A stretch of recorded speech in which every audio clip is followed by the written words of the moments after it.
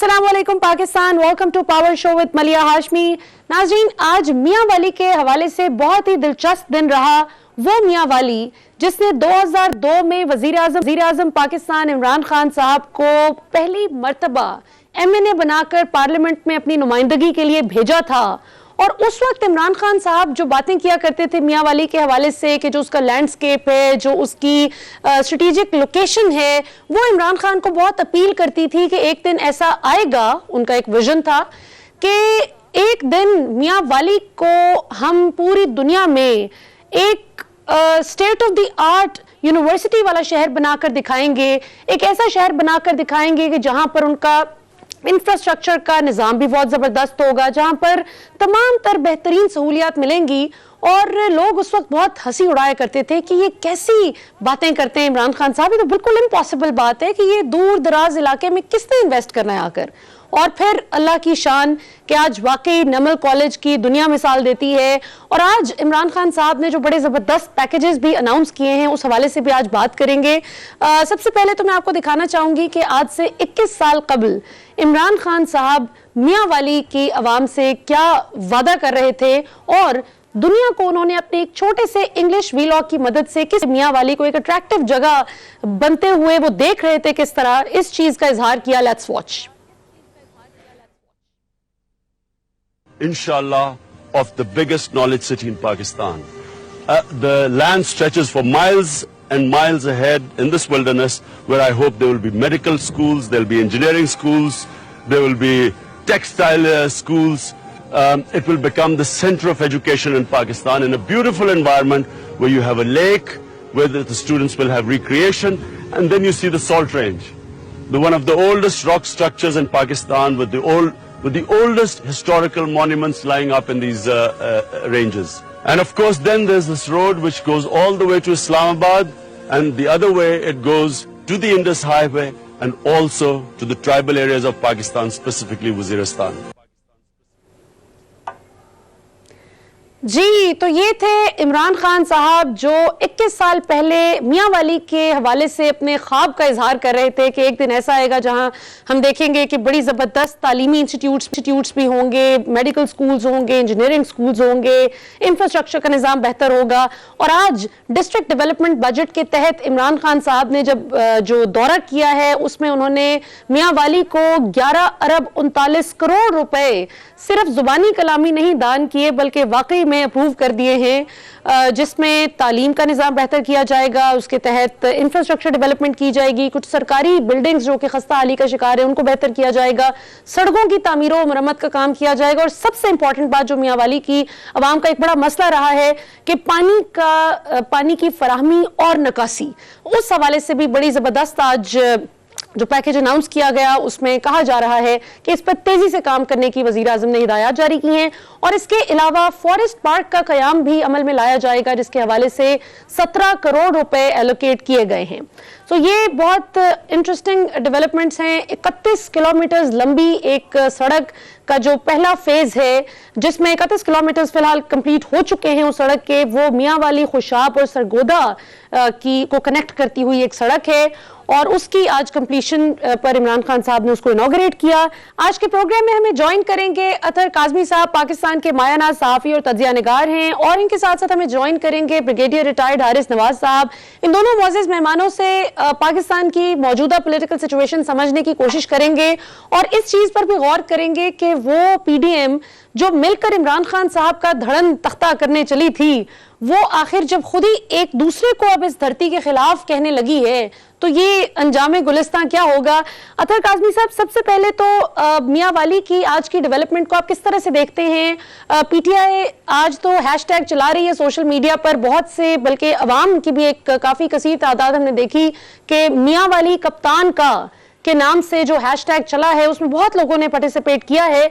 लेकिन सड़कें वगैरह बनाने पर तो इमरान खान साहब भी क्रिटिसाइज करते थे नवाज शरीफ साहब को कि सिर्फ सड़कें बनाने से कुछ नहीं होगा।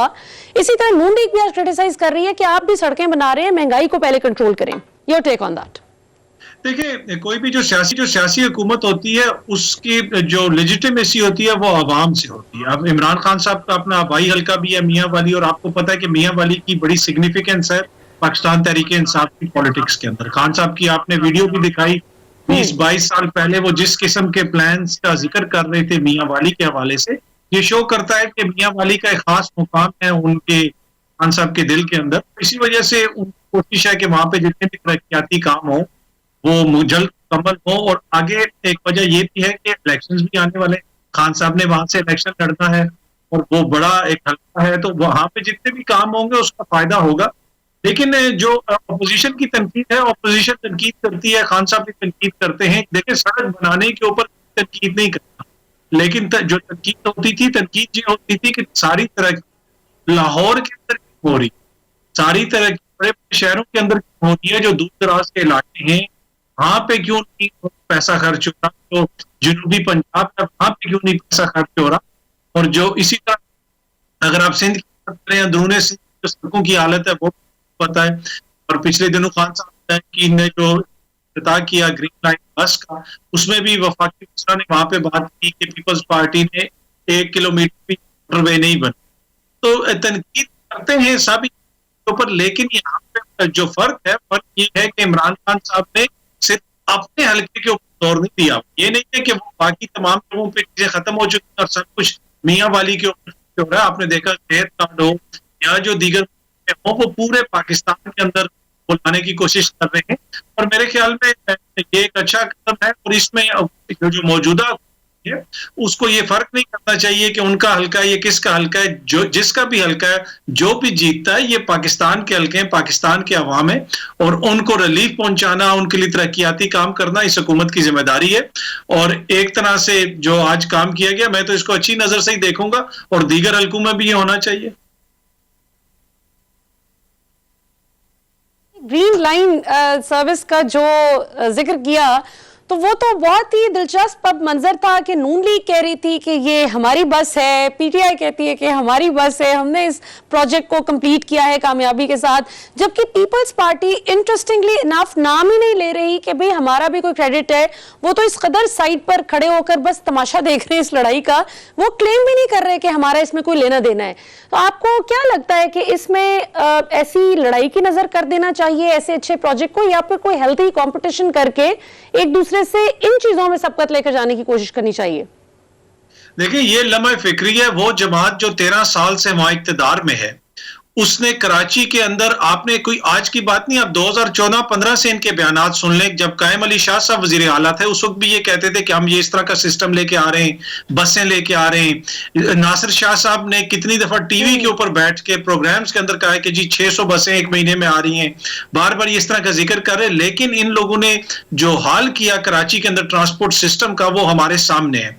अब इस पे बहस हो रही है, पीपल्स पार्टी उसके अंदर मौजूद ही नहीं है। नून लीग और पीटीआई के दरमियान, नून लीग कहती है ये हमारा प्रोजेक्ट है, पीटीआई कहती है कि जी हमने ये कंप्लीट किया है।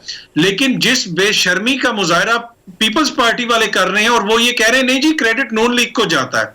भाई, तुम लोग क्या कर रहे थे? आपकी जो जिम्मेदारी थी, आपने क्या किया सूबे के अंदर? आप क्या मसला तो ये है कि यहाँ पे इस वक्त लड़ाई होनी चाहिए थी वफाक की और सूबे की, कि जी वफाक का है हमारा मंसूबा है, सूबा का है हमारा मंसूबा है। वो कहते हैं जी हमारा तो इससे कोई ताल्लुक ही नहीं है, हमारा जो मतलब इस कोई लेना देना ही नहीं है, पीटीआई जाने और नून लीग जाने। तो ये एक लम्हा फिक्रिया है, और ये वो तरीकाकार है जो हम काफी अरसे से देख रहे हैं। इसलिए कि पीपल्स पार्टी के अंदर ये सोच है कि वो अंदरूने सिंध की जमात है, उसने अंदरूने सिंध से वोट्स लेने, उसको कोई परवाह नहीं है कराची के अंदर कुछ हो या ना हो। इसलिए कि आप शहबाज शरीफ साहब के ऊपर तनकीद करें, पीटीआई भी तनकीद करे, लेकिन शहबाज शरीफ ने लाहौर के अंदर फ्लाईओवर्स बनाए, बसें चलाई, मेट्रो ट्रेन चलाई। पीपल्स पार्टी ने तो कराची को युगांडा के मुल्क किसी पसमानदा इलाके से भी जो है वो नीचे ले गए हैं। तो पीपल्स पार्टी का तो आप मुकाबला नहीं कर सकते। उनकी सियासत और उनकी साइंस टू बी ऑनेस्ट मेरी समझ से तो बालातर है। बिल्कुल, आपने सही कहा कि ये उस जमात को सबसे ज्यादा इस पे क्रेडिट लेने की फिक्र होनी चाहिए, और क्रेडिट लेने से ज्यादा इस चीज का एहसास होना चाहिए कि भी हम 13 साल से बिला शिरकत गैर एक सूबे पर, सूबाई सतह पर एक हुकूमत में हैं, और ये हमारा फर्ज बनता है कि हम इन चीज़ों को करें। को जाके नून लीग की पिछली जो फेडरल गवर्नमेंट थी वो इस पे काम जो करके गई है, ये पीटीआई की मौजूदा फेडरल गवर्नमेंट वो कर रही है, लेकिन हमने कुछ नहीं किया। आपने बिल्कुल सही बात की तरफ निशानदेही की। अतर काज़मी साहब, ब्रेक से पहले मैं थोड़ा सा जो पाकिस्तान की मौजूदा पॉलिटिकल सिचुएशन है उस पर भी आपकी राय लेना चाहूंगी कि जरदारी साहब ने बहुत गुस्से से कहा कि जो धरती के खिलाफ लोग हैं, और जाहिर है नवाज शरीफ साहब की तरफ उनकी निशानदेही उन्होंने की थी, तो आपको क्या लगता है कि ये किस किस्म का मैसेज देता है, उस अलायंस को किस तरह से वो डिफाइन करता है, जो इकट्ठे बाजू हिला हिला कर वो कहते थे कि जी, याद है आपको मरियम साहिबा ने कहा था कि बिलावल आओ हम वादा करते हैं कि हम नहीं लड़ाई करेंगे। तो आपको लगता है कि ये इमरान खान साहब के लिए कोई किसी किस्म का खतरा रह गया इस ऑपोजिशन से, जो एक दूसरे के खिलाफ खड़े हो गए? देखें, जब ये एक दूसरे के खिलाफ नहीं भी खड़े हुए थे तब भी इमरान खान को इनसे कभी भी कोई खतरा नहीं था। आप पूरी इस सियासी तहरीक को देख लें, ये हर 2 दिन के बाद कोई इस तरह का ऐलान करते थे कि आर होगा या पार होगा, और उसकी वजह ये थी कि इमरान खान को कभी कोई खतरा इसलिए नहीं हुआ कि ये लोग जो भी सियासत कर रहे थे वो कोई सियासी नजरिए के तहत नहीं हो रही थी। ये कोई नजरियात की सियासत नहीं है, ना ही ये अवाम के मफादात की सियासत है। ये अपना रोना धोना है, ये अपने मफादात का तहफ़्फ़ुज़ है। जहां पे इनके अपने मफादात एक दूसरे के साथ टकराते हैं तो ये एक दूसरे के सामने खड़े हो जाते हैं। जहां पे इनको लगता है कि मफादात इकट्ठे हैं तो ये इमरान खान के खिलाफ बात करना शुरू कर देते हैं और कहते हैं इमरान खान ने बड़ा जुल्म कर दिया। तो ये जाती मफादात की सियासत करते हैं। आपको याद होगा कि जरदारी साहब ने बयान दिया था कि ईंट से ईंट बजा देंगे, जब उन्होंने पीछे देखा तो मियां साहब कहीं नजर ही नहीं आए और फिर जरदारी साहब मुल्क से गायब हो गए। तो जरदारी साहब आज मियां साहब के ऊपर तनकीद कर रहे हैं, पर जरदारी साहब खुद भी धमकियां देते रहे इदारों को कि हम ये कर देंगे, हम वो कर देंगे, और वो मियां साहब की हलाशेरी के ऊपर ही उन्होंने दी थी धमकियां, और बाद में इन्होंने गिला भी किया। और इनके एक सीनियर लीडर ने मुझे खुद बताया कि हमने जब ये बात कर दी और पीछे देखा तो नून लीग तो कहीं भी नहीं थी। तो ये लोग इसी तरह करते हैं कि ये अपने जाती मफादात की सियासत करते हैं, और इस वक्त जरदारी साहब को ये लग रहा है कि हमारी दाल नहीं गलनी नून लीग के साथ मिलके, तो उन्होंने अपनी एक अलहदा तहरीक शुरू कर दी एक तरह से। और फिर हमने देखा लाहौर के अंदर जो इलेक्शंस हुए उसके अंदर जो पीपल्स पार्टी को वोट हैं उस पे तलाल चौधरी साहब ने जो जुबान इस्तेमाल की बिलावल साहब के खिलाफ, मरियम के भाई के खिलाफ जो तलाल चौधरी ने जुबान इस्तेमाल की, उस पे बंदा आप क्या कहे। मेरे ख्याल में मरियम को खुद उस पे एक्शन लेना चाहिए था, मरियम बीबी को, कि मेरे मासूम भाई के खिलाफ तुम इस तरह की जुबान इस्तेमाल कर रहे हो। लेकिन ये वही है, आप देखेंगे कि आगे जाके ये हो सकता है कि एक हफ्ते के बाद दोबारा बिल्कुल शेरो शक्कर हो जाएं, बिल्कुल इकट्ठे हो जाएं, और उसके दो हफ्ते के बाद दोबारा फिर एक दूसरे के खिलाफ हो जाए। तो ये असल में इन्होंने जिस तरह की ये दोनों सियासत कर रहे हैं ना, तो मुझे लगता ये है कि ये मौलाना फजल रहमान साहब को बीमार कर देंगे। उन बेचारों को ये बार बार उम्मीद दिलाते हैं और मौलाना साहब बिल्कुल तैयार हैं कि मैं बस हुकूमत गिरा दूंगा, लेकिन उनको समझना चाहिए कि ये दोनों आपको इस्तेमाल करते हैं, आपके मदरसे के बच्चों को इस्तेमाल करते हैं, लेकिन अपना जो है एजेंडा आगे चला रहे हैं। तो मुझे इन दोनों से ज्यादा फिक्र इस वक्त मौलाना की सेहत की है, सियासी सेहत की, कि मौलाना के साथ ये ठीक नहीं कर रहे, ये अच्छी बात नहीं कर रहे। वैसे फजल रहमान साहब की वैसे भी असल में भी कुछ सेहत पिछले अरसे में हमने कुछ सुना था कि वो नासाज थी, उनकी तबीयत, अल्लाह ताला सेहत याब करे।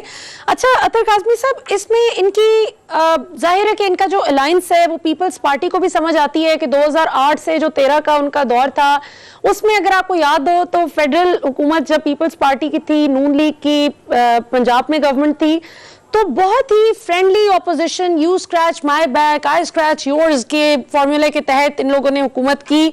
और जब 2013 में बुरी तरह से वाइप आउट हो गई थी पीपल्स पार्टी पंजाब से, तो जिस वक्त इनका इंटरनल पार्टी इजलास हुआ था उस वक्त जरदारी साहब को स्ट्रेट अवे खुलकर इनके तमाम जो कारकुनान थे, जो कि अब जाहिर है कि इनके सीनियर लीडर्स में भी शुमार होते हैं, उन्होंने बड़ा सिंसियर जवाब दिया था। जब जरदारी साहब ने पूछा कि शिकस्त की क्या वजह है, तो उन्होंने कहा कि वजह आप हैं, आपकी जो मियां साहब के साथ बहुत ज्यादा एक पॉलिटिकल रोमांस चल रहा था, जितनी फ्रेंडली ऑपोजिशन आपने चली, तो उससे क्या हुआ कि लोगों को हम और नून लीग एक नजर आए, लिहाजा वो सारे का सारा वोट जो हमसे भी डिस्कंटेड था वो इमरान खान को पड़ गया। सो ये शायद उनकी बका की भी एक स्ट्रेटजी हो सकती है कि वापस वो दोबारा से रिवाइव कर सकें पंजाब में एक दूसरे के खिलाफ खड़े होकर।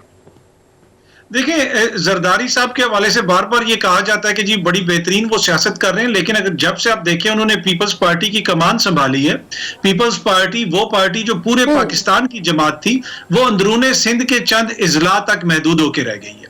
उसका भी वो एक तरह का प्रेशर ग्रुप बन गया, जिस तरह JUIF का प्रेशर ग्रुप है या जिस तरह MQM का प्रेशर ग्रुप है। वो एक छोटा सा अपना हिस्सा चाहते हैं इक़्तिदार के अंदर, और उनका जो एम्बिशन था कि पूरे मुल्क के अंदर हम सियासत करेंगे और पूरे मुल्क की हम जमात बनेंगे, वो हमें कहीं ना कहीं मिसिंग नजर आता।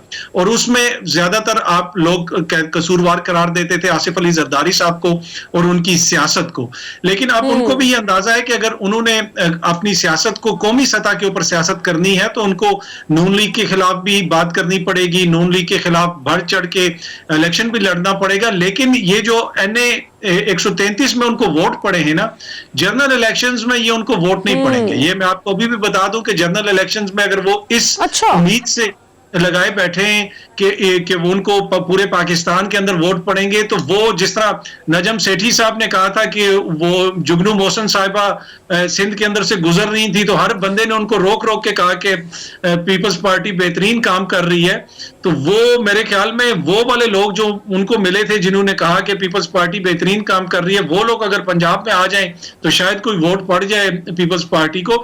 लेकिन मुझे नहीं लगता कि आम इंतखाबात में नून लीग का मुकाबला या PTI का मुकाबला पीपल्स पार्टी पंजाब के अंदर कर सकती है या KPK के अंदर कर सकती है। इनका अंदरूने सिंध ही टारगेट होगा और वहीं से इनको सीटें वगैरह मिलेंगी। बिल्कुल सही अतर काज़मी साहब, we take on this issue. नाज़रीन, यहाँ पर वक्त तो एक शॉर्ट कमर्शियल ब्रेक का, ब्रेक के बाद वापस आएंगे तो गुफ्तगू के सिलसिले को यहीं से आगे बढ़ाएंगे आफ्टर द ब्रेक।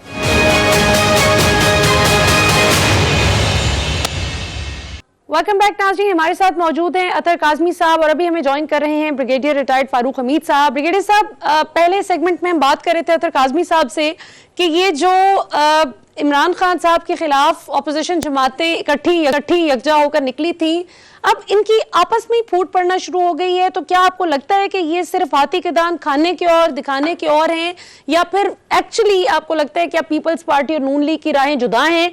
क्योंकि अतर काज़मी साहब का ख्याल है कि भले ये इकट्ठी भी होती इनकी राहें तो भी इमरान खान को इनसे कोई खतरा नहीं था, लेकिन अब जबकि बिल्कुल इनका शिराजा बिखर गया है, तो क्या इमरान खान को ये असल चीजों पे जिन पे टफ टाइम देना फर्ज है ऑपोजिशन का, महंगाई का इशू है, मिस गवर्नेंस का इशू है, पंजाब में कितने मसाइल हैं जिन पे अवाम ऑपोजिशन की तरफ देखती है कि आप हुकूमत पर प्रेशर डालें, लेकिन ये आपस में एक दूसरे के खिलाफ लड़ रहे हैं, तो इसको आप किस तरह से देखते हैं? और फिर जरा हम इमरान खान साहब की पॉलिटिकल भी जर्नी पे बात करेंगे जो अभी एक बहुत ही इंटरेस्टिंग ट्विस्ट ले रहा है।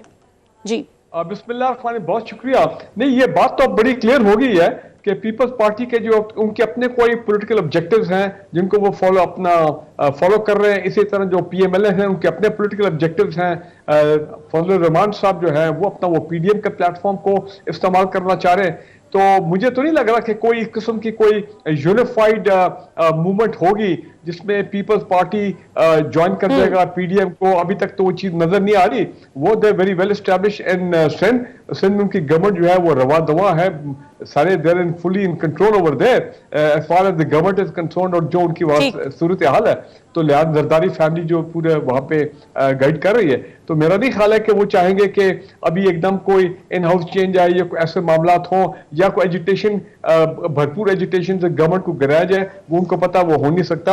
और फिर they are not very sure कि जनाब अगर वो नो कॉन्फिडेंस लाएंगे भी तो क्या लोग जो है वो पूरे हो जाएंगे। फिर पता लगे कुछ लोग बीमार हो गए, कुछ लोग गायब हो गए, कुछ लोग जनाब जो है वो पाकिस्तान से बाहर चले गए वगैरह वगैरह। सो इस वक्त मुझे ऑपोजिशन जो है, मुझे not looking threatening the government in any way, बल्कि मैं तो ये देख रहा हूं कि इमरान खान साहब जो हैं वो पिछले चंद दिनों से एक वाकई पॉलिटिकल ऑफेंसिव पे वो मुझे नजर आ रहे हैं, इन द सेंस कि जनाब पहले वो पिंडी जिना इस्लामाबाद जिना स्टेडियम में आपने देखा कि वो कामयाब जवाब, मैं तो हैरान था, मैं समझे शायद कोई वो बड़ा क्रिकेट स्टेडियम पुराने वक्त दिखा दें, क्रिकेट मैच इंडिया पाकिस्तान का जिस तरह लोग स्टेडियम में बैठे होते हैं, तो वो तो it was a very well.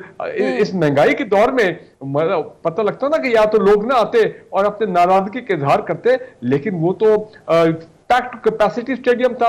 इसी तरह अभी कराची में कल जो ग्रीन लाइन है, मेरा ख्याल है वो भी इन्होंने ठीक ठाक जो है प्रोजेक्ट मुकम्मल किया and finally they one the hearts of the people of Karachi कि चलो इतना बड़ा मेगा प्रोजेक्ट तो इन्होंने इनॉग्रेट किया, मुकम्मल किया। उनकी जान तो छुट्टी है उन पुरानी वो जो बसें हैं, टूटी हुई बसें। और तीसरी, आज मियां वाली में अगेन आई वाज इम्प्रेस्ड, बेशक वो इमरान खान की अपनी कॉन्स्टिट्यूएंसी है, देखे ना वहां से उन्होंने वो सीट रिटेन की थी, मियां वाली सीट लाहौर तक उन्होंने छोड़ दी थी। तो वहां पे अब आप देखें कि किस तरह लोग आए हैं और जाहिर बात है डेवलपमेंट प्रोजेक्ट। तो मुझे ये लग रहा है कि पीटीआई की स्ट्रेटेजी ये है कि अब क्योंकि उनके पास रह गया 1.5-2 साल, दबा के जो डेवलपमेंट प्रोजेक्ट्स हैं इनको लाया जाए सामने फुल स्विंग में, चाहे वो पंजाब में हो, लाहौर में हो, कराची में हो, चाहे इधर अपना मियां वाली में, इंटीरियर पंजाब में। उसको केपी तो आई उनकी टोटल उनके पूरे कंट्रोल में, वो तो अपना 9 साल 8 साल हो गए उस गवर्नमेंट को वहां पे, पीटीआई को। तो ये अब सारा फोकस कर रहे हैं कि हमने अगले 1.5 साल में अपने मेगा प्रोजेक्ट्स को मुकम्मल करना है ताकि लोग ये देखें कि ये हमारी डिलीवरी है बिफोर द इलेक्शन। और दूसरी बात ये है कि अब इनके सामने ये भी टारगेट है कि लोकल बॉडी इलेक्शन आ रहे हैं, केपी में भी होने वाले हैं, पंजाब के अंदर वो भी बिल वगैरह जो है वो पास हो गया जो उन्होंने प्रोविंशियल असेंबली में लेके आए थे। थोड़े प्रॉब्लम थे विद द क्यू लीग, वो शायद रिजॉल्व हो गए।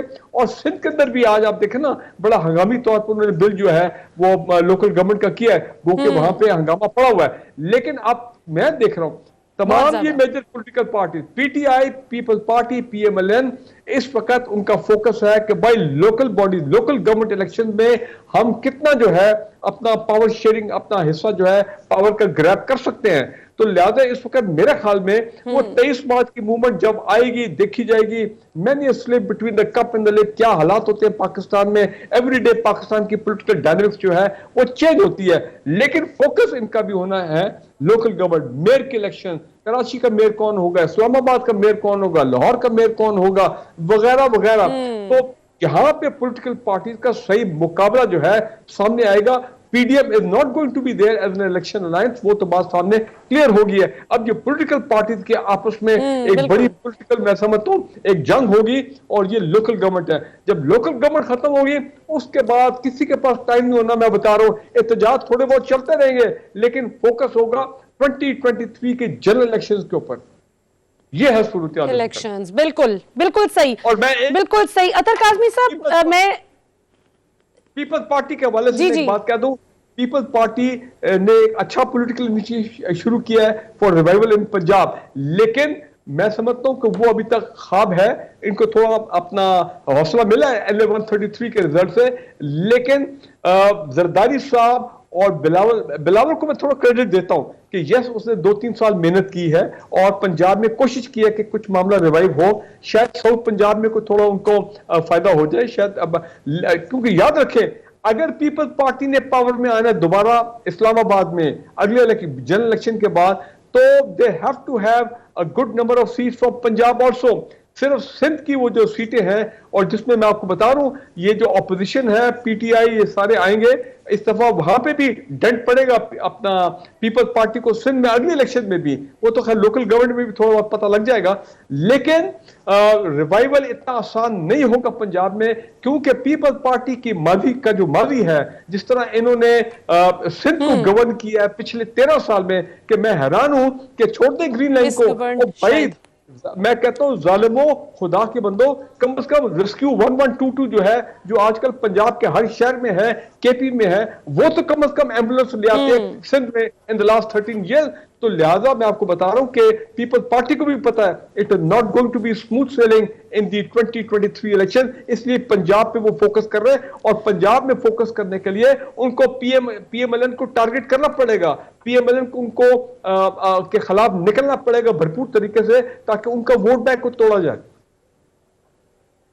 बिल्कुल सही हो गया। अतर काज़मी साहब, अब अगला टॉपिक खैर हमारे बल्दियाती इंतखाबात का ही था, जो ब्रिगेडियर साहब ने भी किस्सा छेड़ ही दिया।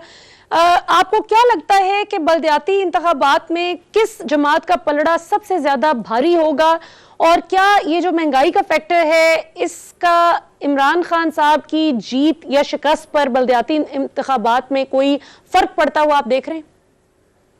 देखें, अभी लाहौर का जो ज़िमनी इंतखाब हुआ उसमें जो टर्न आउट था वो तकरीबन 18% रहा, और उससे पहले जो डस्का में इंतखाब हुआ, उससे पहले जो दीगर जगहों पे इंतखाबात हुए जहां पे पीटीआई ने भी शिरकत की, उसके अंदर टर्नओवर कितना ज्यादा रहा वो भी हमारे सामने है। तो इसमें कोई शक नहीं है कि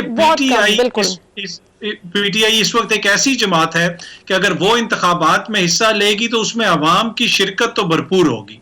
और इसमें अब जो बल्दियाती इंतखाबात हैं उसके अंदर ऑब्वियसली महंगाई का इशू होगा, दीगर इशू भी हैं, लेकिन इमरान खान की जो एक खुशकिस्मती कह लें या फिर इमरान खान की जो कामयाबी का एक राज है ना, इमरान खान ज्यादा खुद भी वो बड़ी क्लियर थिंकिंग है उनकी।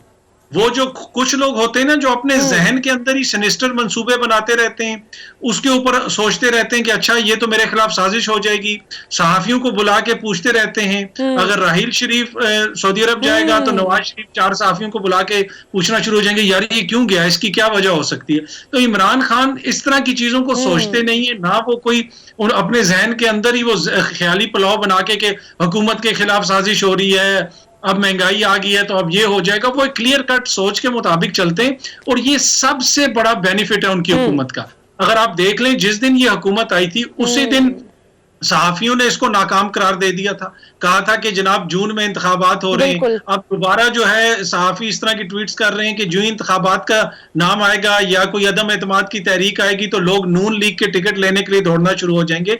तो इमरान खान इन सारी चीजों को एक तरफ रख के वो अपनी सियासत कर रहे हैं। उनके ऊपर बार बार इल्जाम लगाया जाता है कि वो उन जिन्नों के जरिए सियासत कर रहे हैं, लेकिन इमरान खान ने जो किया है उसने एक काम किया कि उसने इनके सियासी जिन निकाल दिए। अब इनको समझ नहीं आ रही कि हम करें क्या, और यही होगा बल्दियाती इंतखाबात में भी। आप देखेंगे कि वो एक क्लियर कट अपने ऑनेस्ट तरीके से इंतखाबात के अंदर आएंगे।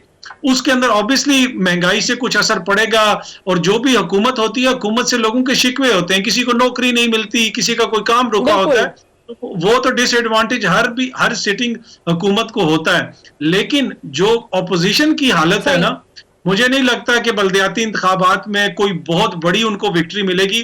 टफ मुकाबला होगा पंजाब के अंदर भी और दीगर जगहों पे भी, और केपीके में तो मुझे लगता है खान साहब को इजीली उनकी, जिसे आप कह सकते हैं, उनकी जमात को कामयाबी मिलेगी। बिल्कुल सही। और इसमें नाजरीन एक बहुत ही इंटरेस्टिंग फैक्टर जो एक ऐड करेगा, जिसको शायद इमरान खान साहब के मुखालिफिन इतना ज़्यादा सीरियसली नहीं ले रहे, वो है पंजाब में अगले हफ्ते से जो सेहत कार्ड लाया जा रहा है, जिसमें बिल्कुल खैबर पख्तूनख्वा की तर्ज पर 10 लाख रुपए तक की फ्री हेल्थ इंश्योरेंस हर खानदान को मिलेगी जो पंजाब का डोमिसाइल रखते हैं। और ये इस तरह से नहीं होगा, ये बहुत से लोगों को कंफ्यूजन होती है, तो मैं क्लैरिटी के लिए बताती चलूं कि ऐसे नहीं होगा कि 10 लाख रुपए आपको थमा दिए जाएं कि चूंकि आप पंजाब से ताल्लुक रखते हैं लिहाजा ये लीजिए, इमरान खान ने आपको हेल्थ इंश्योरेंस के लिए ये 10 लाख रुपए दे दिए। ऐसा नहीं होगा। आप हॉस्पिटल में जाएंगे, जो आपका इलाज मुआवजा होगा आपका और आपके खानदान का, हर फैमिली को 10 लाख रुपए तक का मुफ्त इलाज मिलेगा, जिसका मतलब यह है कि आपको हॉस्पिटल में पैसे खर्च नहीं करने पड़ेंगे इलाज के लिए। वो कैश की सूरत में एहसास प्रोग्राम की तरह पैसे नहीं मिलेंगे। ये कई लोगों को खैबर पख्तूनख्वा में भी शुरू में समझने में वक्त लगा, शिकवे थे कि वो पैसे हमें क्यों नहीं मिल रहे। तो आपको मुफ्त इलाज की सहूलत मिलेगी 10 लाख रुपए तक की। यहां पर वक्त तो एक शॉर्ट कमर्शियल ब्रेक का, ब्रेक के बाद तो आखिरी सेगमेंट में अपने मौजूद मेहमानों से जरा पूछेंगे कि पाकिस्तान में जो बहुत कुछ सहाफी हजरात शोर मचाते हैं, जैसे अतर काज़मी साहब ने कहा कि बिल्कुल इमरान खान की हुकूमत आते ही कुछ सहाफियों ने अपना फैसला सुना दिया था कि जी हुकूमत बिल्कुल नाकाम हो चुकी है। तो इस किस्म की आज़ादी क्या दीगर मुल्कों में भी होती है? और फिर भी हमारे बहुत से सहाफ़ी हज़रात ये शिकवा करते हैं कि जी पाकिस्तान में सहाफ़त आज़ाद नहीं है। जूलियन असांज के हवाले से भी एक बहुत ही इंटरेस्टिंग डेवलपमेंट हुई है, उस हवाले से भी अपने मौजूद मेहमानों से उनकी राय जानने की कोशिश करेंगे आफ्टर द ब्रेक।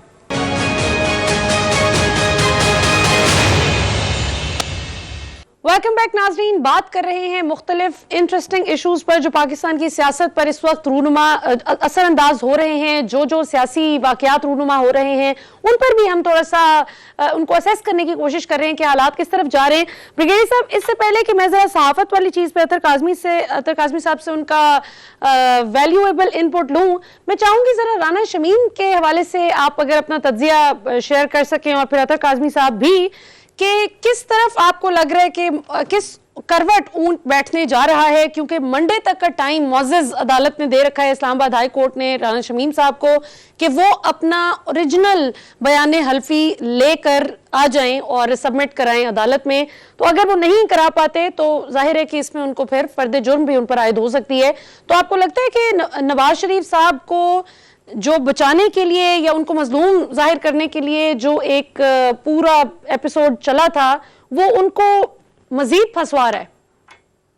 देखिए जी, अगर राना शमीम साहब अपना ओरिजिनल एफिडेविट जो है वो प्रोड्यूस करने में और कोर्ट के सामने प्रेजेंट करने में वो नाकाम हो जाते हैं, तो मैं ये समझता हूं कि, और जिसमें इजाफी टाइम भी दिया है कोर्ट ने, तो ये केस जो है वो उल्टे उनके गले पड़ जाएगा, and he is going to be in very serious trouble because the court is not going to spare him। ये तो उनकी कोर्ट की ऑनरेबल जजेस की ऑब्जर्वेशन से भी लग रहा है। और बात भी सही है कि अगर आप लंदन में बैठ के और वहां से नोटराइज करके एक ऐसा एफिडेविट देते हैं जिसमें आप अदलिया की तस्दीक करते हैं, आप जज साहिबान उनकी तस्दीक करते हैं, तो देखें, और खासकर एक साबिक एक्स चीफ जस्टिस जो है उनके बारे में इस किस्म के आप वो जो मामलात हैं, इल्जामात हैं, जो भी आपके, उसके बाद ऑडियो भी आ जाती है, ऑडियो भी फैब्रिकेटेड साबित हो गई, तो फिर इसका मतलब यह है कि राना शमीम साहब के कोई अल्टीरियर मोटिव थे, या उनसे पीछे जो उनके जो हैंडलर थे, जो उनके जो मास्टरमाइंड थे,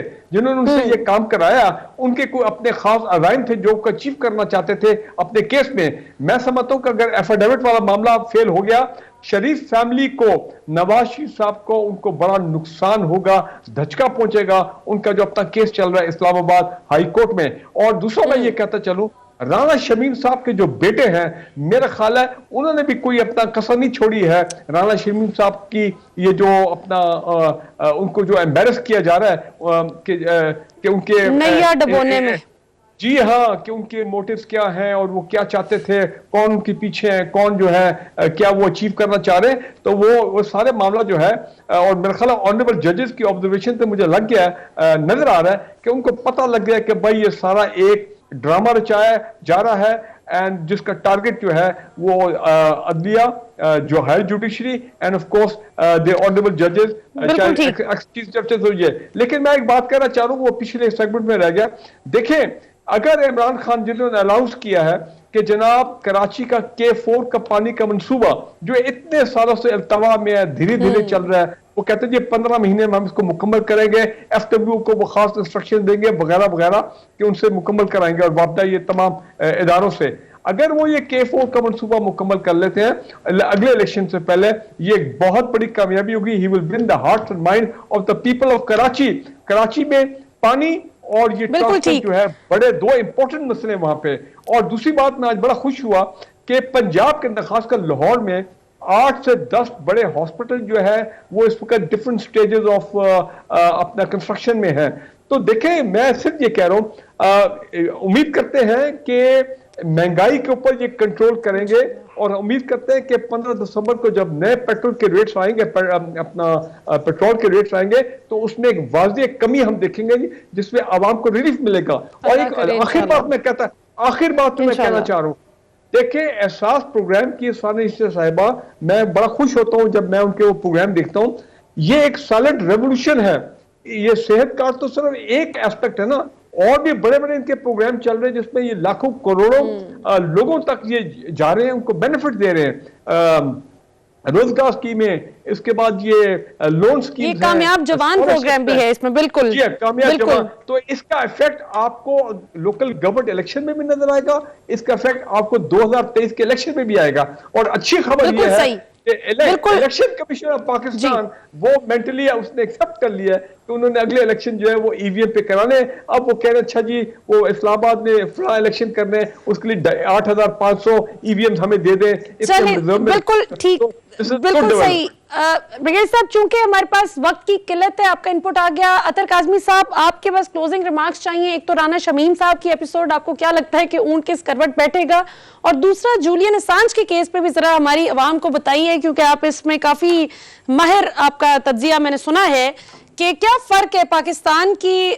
सहाफत में और बाहर जो आज़ादी सहाफत है, और किसका क्लेम दुरुस्त है कि पाकिस्तान में क्या वाकई आज़ादी सहाफत है या बिल्कुल आज़ादी सहाफत नहीं है? Your take. देखें, जहां तक राना शमीम साहब के केस का ताल्लुक है, ऑब्वियसली अब इस्लामाबाद हाई कोर्ट के अंदर सब जुडिस है केस, और इस्लामाबाद हाई कोर्ट ने उन्हें कहा है कि ओरिजिनल आप अपना एफिडेविट वगैरह जमा कराएं, तो उसमें तो सूरत-ए-हाल वाजे हो जाएगी अगले कुछ दिनों के अंदर, आने वाले दिनों के अंदर। और मेरे ख्याल में जब इस्लामाबाद हाई कोर्ट का फैसला भी आ जाएगा तो चीजें काफी हद तक वाजे हो जाएंगी। जहां तक जूलियन असांज का ताल्लुक है, जूलियन असांज आपको पता है कि विकीलीक्स के सहाफी हैं, और उन्होंने चीजें जब शाया की, विकीलीक्स को सामने लेके आए, उसमें बहुत सारी चीजें थी, इराक जंग से रिलेटेड, अफगानिस्तान से रिलेटेड, और पाकिस्तान और दुनिया भर से जो केबल्स आती थी, डिप्लोमेटिक केबल्स, वो सारी चीजें वो सामने लेके आए। लेकिन उसका क्या सिला मिला उनकी सहाफत का कि गुज़िश्ता 10 सालों से वो एक तरह से किसी ना किसी तरीके से उनको प्रोसिक्यूट किया जा रहा है, कभी वो किसी एम्बेसी में छुप जाते हैं। अब जो है वो 2 साल से बरतानिया की एक जेल के अंदर हैं, और अब बरतानिया की हाई कोर्ट ने ये हुक्म दिया है कि इस सहाफी को अमेरिका के हवाले किया जा सकता है, जहां पे उस पे जो इल्जामात हैं, उन इल्जामात के तहत उनको 175 बरस तक सजा हो सकती है। तो ये है जी आजादी सहाफत। और वो जो पाकिस्तान के अंदर अमरीकी सफारत खाना रोज बुला बुला के हमारे सहाफियों की दावतें करता है और उनको सर्टिफिकेट देता है आजादी राय की, क्या उस सफारत खाने से ये पूछा नहीं जाना चाहिए कि जूलियन असांज को सिर्फ इस चीज की सजा दी जा रही है कि वो सहाफी है? पाकिस्तान के सहाफियों के ऊपर तो वो फौरन ट्वीट्स करते हैं। तो ये वो चीज है जो वेस्ट के हवाले से यहाँ पे भी बरतानिया के अंदर और आगे पीछे लोगों ने इसके ऊपर बात भी की है। जो ऑर्गेनाइजेशंस हैं जो आज़ादी राय के लिए काम करती हैं, उन्होंने भी तनकीद का निशाना बनाया है। लेकिन कोई भी मगरबी हुकूमत जूलियन असांज के साथ नहीं खड़ी हो रही, आज़ादी सहाफत के साथ नहीं खड़ी हो रही। इसलिए वो कहते हैं कि हमारा मुल्की मफाद खतरे में पड़ा है। तो जहां पे मुल्की मफाद आ जाता है वहां से सहाफत खत्म हो जाती है। तो ये एक मैसेज है हमारे लिए भी और समझने वालों के लिए भी, अगर कोई समझना चाहे तो। बिल्कुल सही। मेरे मोअज़्ज़िज़ मेहमानों का बहुत बहुत शुक्रिया। नाज़रीन, आज की गुफ्तगू आपने सुनी। आपसे इंशाल्लाह अगले हफ्ते फिर मुलाकात होगी। पाकिस्तान जिंदाबाद।